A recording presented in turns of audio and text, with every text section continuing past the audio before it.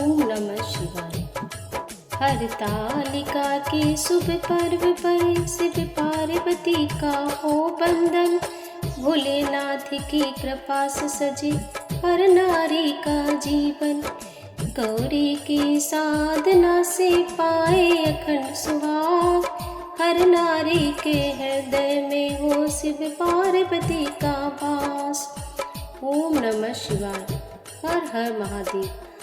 आइए हम सुनते हैं भगवान शिव और माता पार्वती की एक हरतालिका तीज की कथा।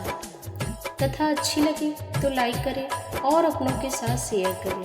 हरतालिका तीज का व्रत मुख्य रूप से उत्तर प्रदेश, बिहार, राजस्थान और मध्य प्रदेश में मनाया जाता है। ये व्रत महिलाओं के लिए बहुत ही महत्वपूर्ण है, जो अपने पति की लंबी आयु और सुखी वैवाहिक जीवन के लिए इस दिन उपवास रखती हैं। हरतालिका तीज का ये व्रत और कथा हमें ये संदेश देती है कि अगर हमारे मन में सच्ची श्रद्धा, विश्वास और भक्ति हो तो कोई भी इच्छा अधूरी नहीं रह सकती है।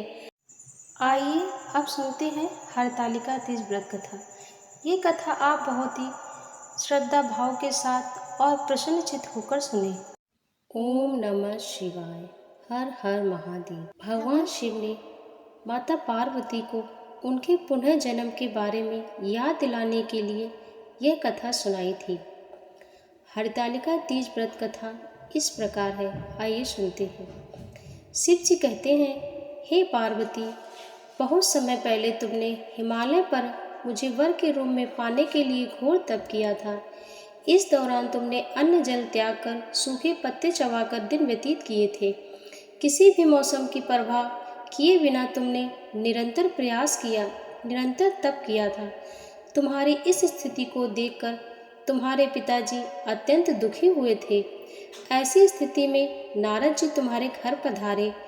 जब तुम्हारे पिताजी ने नारद जी के उनके आगमन का कारण पूछा तो नारद जी बोले, हे गिरिराज, मैं भगवान विष्णु के भेजने पर यहाँ आया हूँ। आपकी कन्या की घोर तपस्या से प्रसन्न होकर वह उनसे विवाह करना चाहते हैं। इस बारे में आपकी राय जानना चाहते हैं।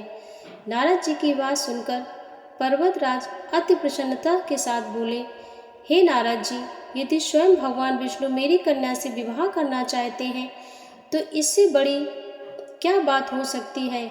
मैं इस विवाह के लिए तैयार हूँ। शिव जी ने पार्वती से कहते हैं, तुम्हारे पिताजी की स्वीकृति पाकर नारद जी विष्णु के पास गए और यह शुभ समाचार सुनाया। लेकिन जब तुम्हें इस विवाह के बारे में पता चला तो तुम बहुत ही दुखी हुई। तुम मुझे यानी कैलाशपति को, शिव को मन में अपना पति मान चुकी थी।